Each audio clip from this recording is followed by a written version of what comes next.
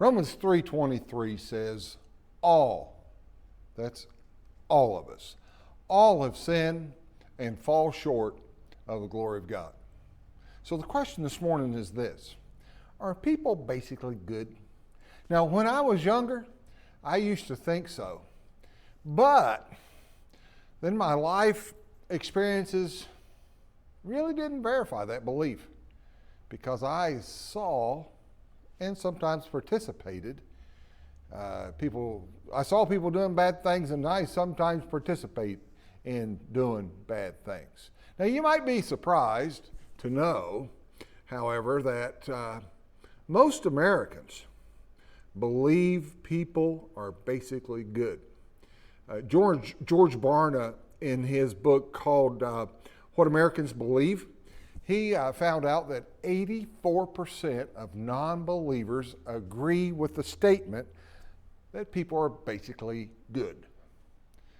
That wouldn't be too surprising then to look at his conclusion about folks that are believers. He discovered that 77% of self-described Christians or followers of Christ thought the same thing. So, people basically good? Here's what I think, and it might surprise you. My answer is yes and no. There are good people. Then there are people who do good things.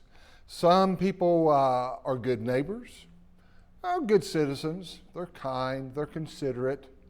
There are people who do good things, have made great sacrifices, or have done something heroic, have saved someone else's life. In fact, I've met some non-believers who are nicer than some Christians I know. Maybe you too. But being nice is not what gets us into heaven. Maybe this is a better way to say it. Are you good enough to get to heaven on your own merit? And to that question, the answer is a resounding negatory. No one is good enough to reach God's very high and lofty standards. We all fall short of them. And the book of Romans systematically shows us how we fall short. In fact, if we learn nothing else from the book of Romans, particularly chapter 1, we discover that we're all awfully flawed, sinful as a matter of fact.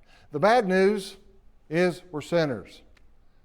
The good news, there is a Savior. Our salvation is not earned. Rather, it's given to us as a free gift by God Himself. The immoral person needs Jesus just as much as the moral person needs Jesus. The point, everybody needs Jesus.